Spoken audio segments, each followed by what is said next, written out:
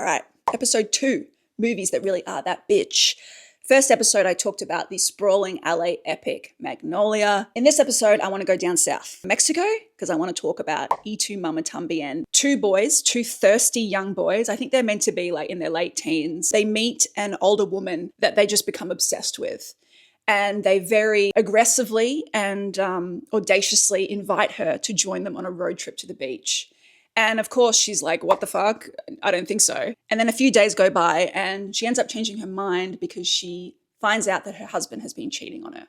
So she's like, fuck it, I'm going to go on this road trip with these two guys and see what happens. You know, I put off watching this movie for a long time because it had always been marketed to me as a sex comedy. Not that I have any disdain for sex comedies. I think they're great and they serve a purpose.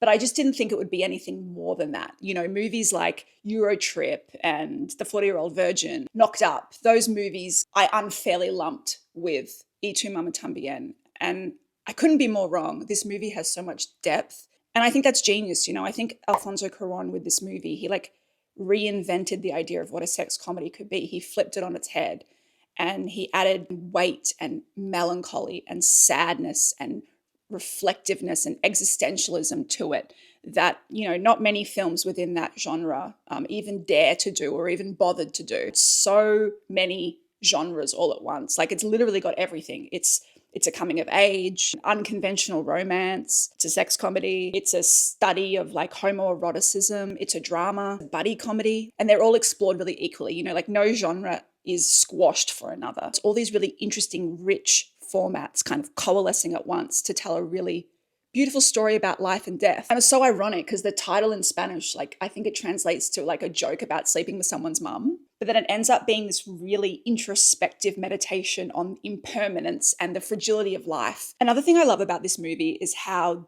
deeply relevant it is. Like, yes, I might not be able to relate to the lives of two guys growing up in Mexico on the cusp of adulthood, but there's so many other things to connect with here. Like the impermanence of everything and how when you're young, you feel invincible and you feel like you're going to have the friends that you have at that age forever. You're not thinking about tomorrow. You're trying not to think about yesterday. You're just fully in the present. This movie is so rewatchable. You know, I had a girlfriend once who would always whenever I would go to rewatch a movie, she would always look at me so confused. She'd be like, why are you watching something you've already seen? You already know what happens. She had obviously never seen Y Tu Mamá También. You know those parcels when you're young and they have 10 layers?